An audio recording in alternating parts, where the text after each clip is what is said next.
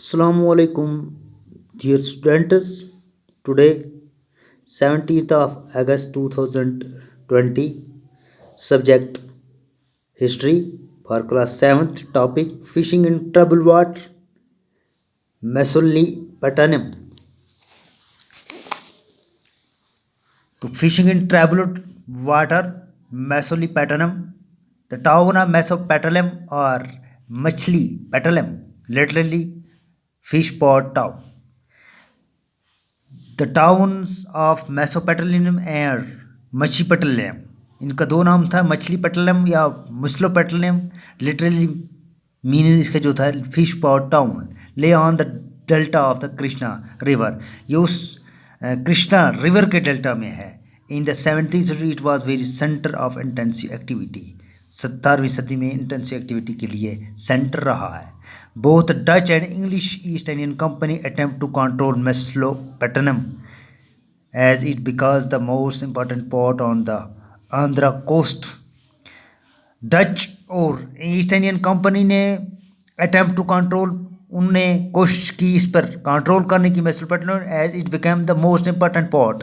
ये एक बहुत ही अहम हिस्सा था ऑन द आंध्रा कोस्ट पर.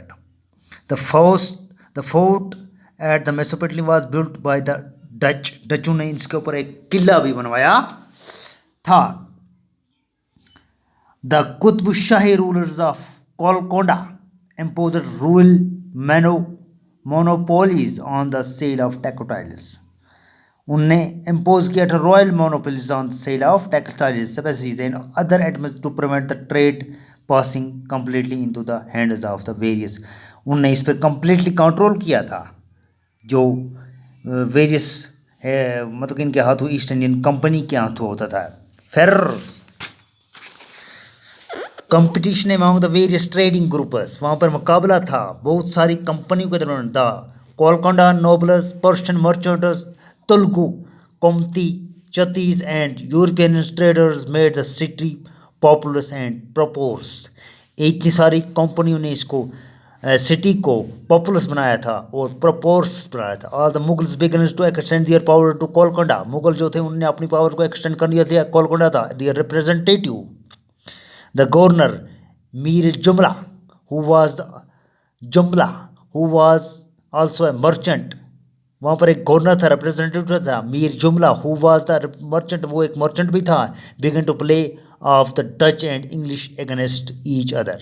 उसने डच और इंग्लिश ईस्ट इंडियन कंपनी को, इंग्लिश को एक दूसरे के खिलाफ कर दिया. In 686 and 687 Mughal empire Aurangzeb exit Golconda. उसने एग्जिट कर लिया गोलकोंडा को. This caused the European companies to look for alternatives. उसने मजबूर कर लिया ईस्ट इंडियन यूरोपियन कंट्रीज को अल्टरनेटिव के लिए. It was part of the new policy of the English East Indian company.